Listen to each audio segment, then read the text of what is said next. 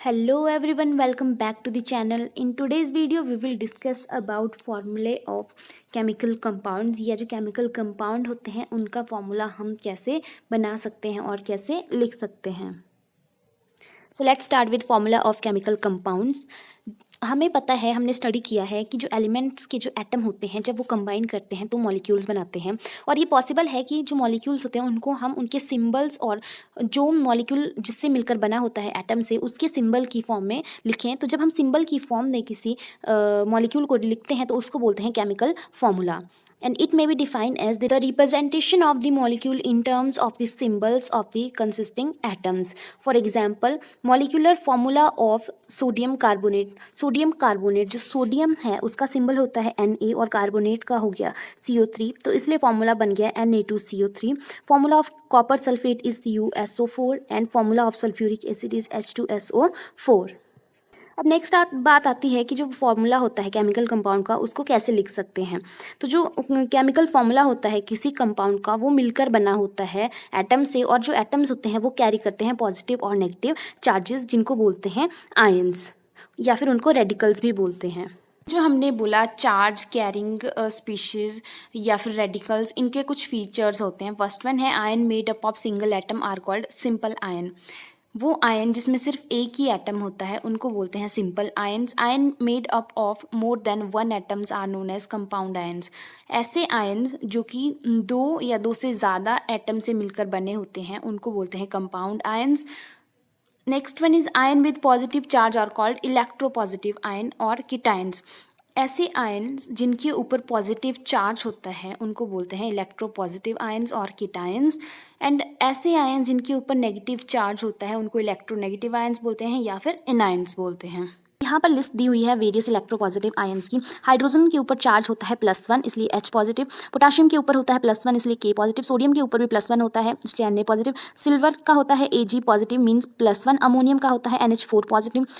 Mercurius का होता है Hg2 2 पॉजिटिव, इसके ऊपर होता है 2 पॉजिटिव. क्यूप्रस का होता है Cu पॉजिटिव.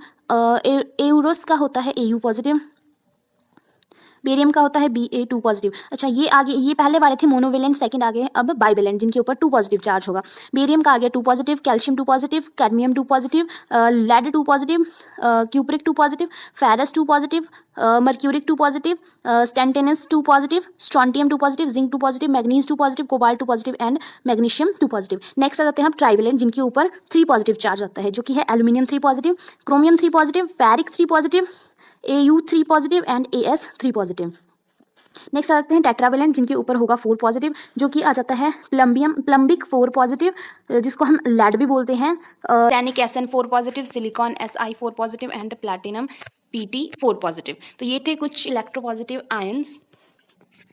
नेक्स्ट वन है इलेक्ट्रोनेगेटिव आयंस. अब ये भी मोनोवेलेंट, बाइवेलेंट, ट्राइवेलेंट और टेट्रावेलेंट की फॉर्म में होते हैं. तो फर्स्ट वन आ जाते हैं मोनोवेलेंट जिनके ऊपर -1 चार्ज होगा जिसमें है chlorine Cl negative, bromide Br negative, iodide I negative, hydroxide OH negative, nitrate NO3 negative, nitrite NO2 negative, cyanide Cn negative, acetate CH3COO negative, hypochloride OCl negative, hypobromide OBr negative, bisulphide HSO4 HSO3 negative, bisulphide HSO4 negative, permanganate MnO4 1 negative.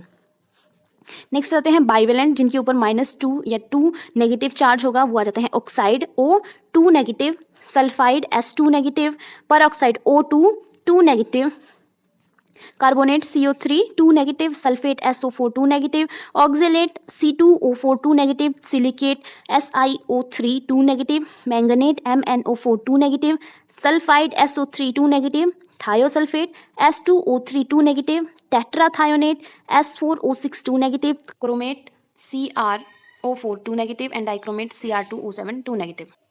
Next आते हैं trivalent ions. Trivalent में first one trivalent आ गए जिनके ऊपर होगा -3 charge. तो उसमें आ गया borate BO3 3 negative, arsenate ASO3 3 negative, arsenate ASO4 3 negative, nitrate N3 negative, phosphide P3 negative, aluminate AlO3 3 negative, phosphate PO4 3 negative, phosphide PO3 3 negative and ferricyanide that is FeCN6 3 negative. Next आते हैं tetravalent ions, उसमें रहता है ferrocyanide that is FeCN6 4 negative and pyrophosphate P2O7 4 negative. ना next आ जाता है कि जो केमिकल कंपाउंड का फॉर्मूला होता है हम उसको कैसे राइट कर सकते हैं, उसको कैसे बिल्ड कर सकते हैं under the heading building the formula of a compound. तो इसके लिए होते हैं वेरियस स्टेप्स। स्टेप 1 में आ जाता है right side by side the symbol of ions involved with their valencies at the top, the positive ion to the left and the negative ion to the right.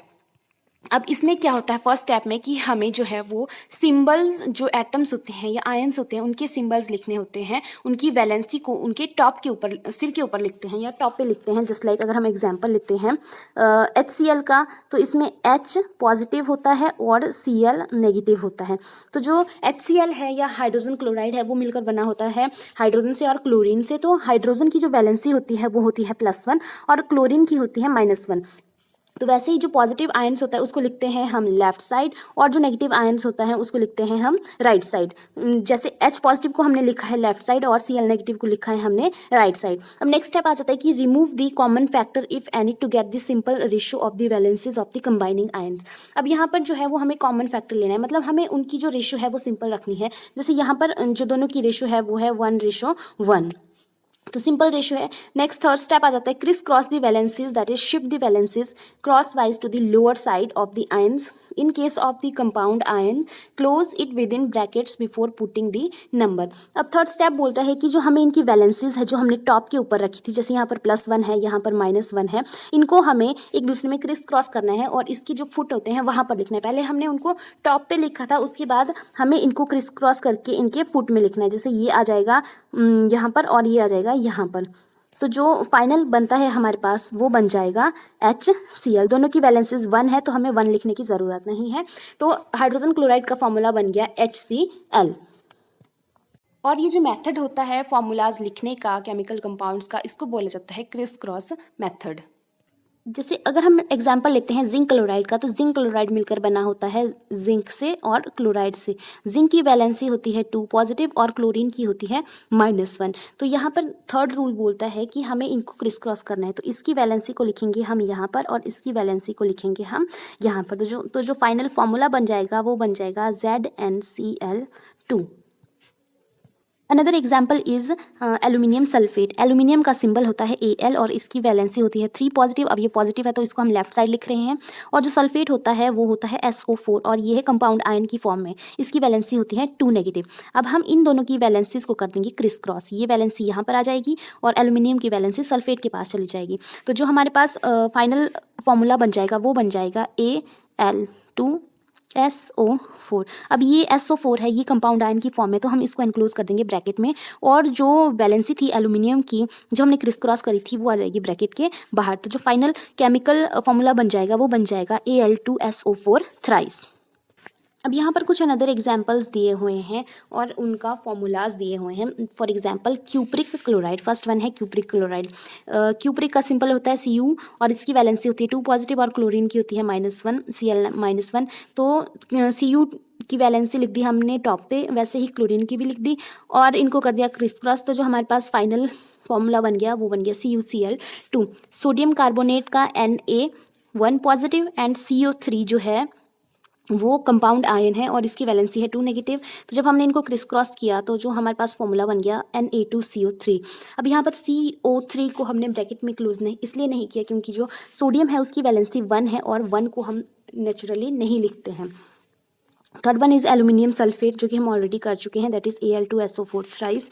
Next one is calcium phosphate. अब calcium की valency होती है 2 positive, phosphate again compound ion है, इसकी valency है 3 negative. दोनों को criss cross किया तो जो फाइनल फॉर्मूला बन गया वो बन गया Ca3PO4 ट्वाइस। PO4 को हमने ब्रैकेट में एनक्लोज किया और वैलेंसी बाहर लिखी क्योंकि PO4 है compound ion. Next one is potassium dichromate. Potassium की है K1 positive, dichromate again compound ion है Cr2O7 2 नेगेटिव। क्रिस क्रॉस करने के बाद हमारे पास फॉर्मूला बनता है K2Cr2O7। Next one is cobalt nitrate. Cobalt की है 2 पॉजिटिव और नाइट्रेट की है NO3 नेगेटिव, अगेन ये कंपाउंड आयन है। तो जो फॉर्मूला बन गया CONO3 twice. Zinc chloride ZnCl Zn की है 2 पॉजिटिव, Cl की है 1 नेगेटिव, क्रिस क्रॉस करने के बाद हमारे पास फॉर्मूला बन गया ZnCl2।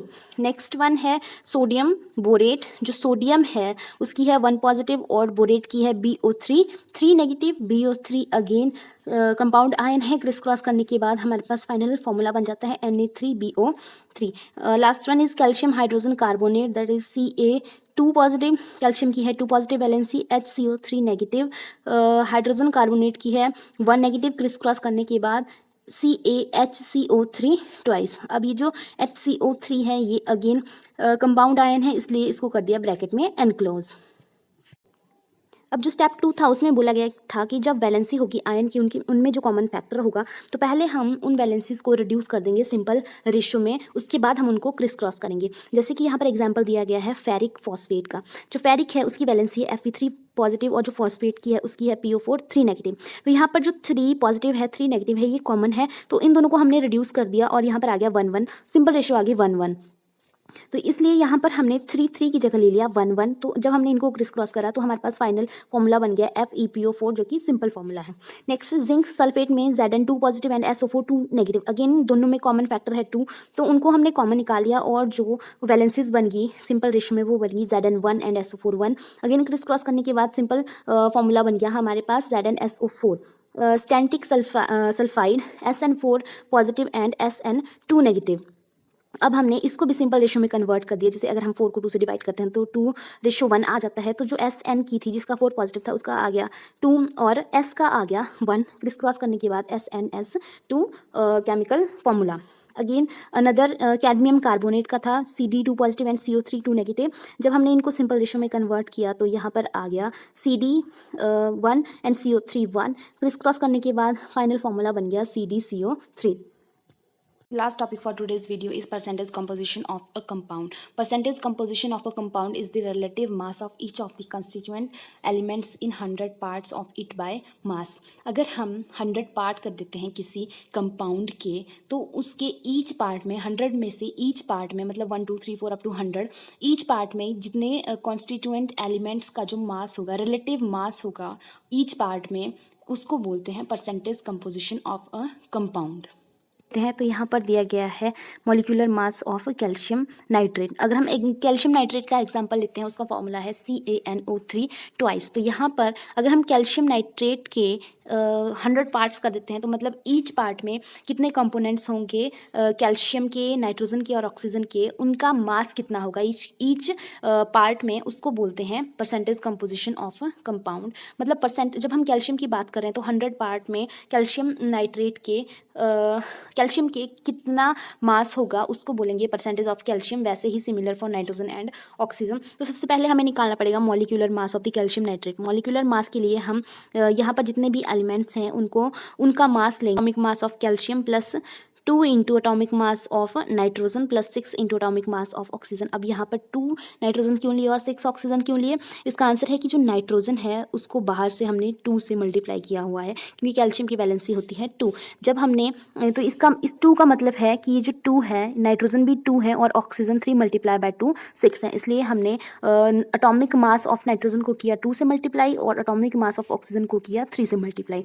तो यहाँ पर जो हमारे पास कैल्शियम का अटोमिक मास होता है वो होता है 40, नाइट्रोजन का है 14, उसको 2 से मल्टीप्लाई कर दिया और ऑक्सीजन का होता है 16, उसको 6 से मल्टीप्लाई कर दिया। तो हमारे पास फाइनल जो मॉलिक्यूलर मास आ गया कैल्शियम नाइट्रेट का वो है 164 U या atomic mass unit.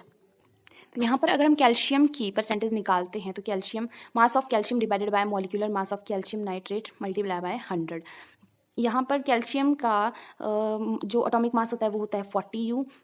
Molecular mass of calcium nitrate हमने अभी कैलकुलेट किया 164 U, उसको मल्टीप्लाई कर दिया 100 से। तो यहाँ पर जो परसेंटेज ऑफ कैल्शियम आ गई वो आ गई 24.39%। नेक्स्ट कंपोनेंट है nitrogen. So percentage of nitrogen is equals to mass of nitrogen divided by molecular mass of calcium nitrate multiply by 100। Nitrogen का एटॉमिक मास होता है 28 U। कैल्शियम नाइट्रेट का हमने अभी कैलकुलेट किया 164 U मल्टीप्लाई बाय 100। इसकी total percentage आ गई 17.07%। Next oxygen का सिमिलर है, mass of oxygen divided by molecular mass of the calcium nitrate multiply by 100।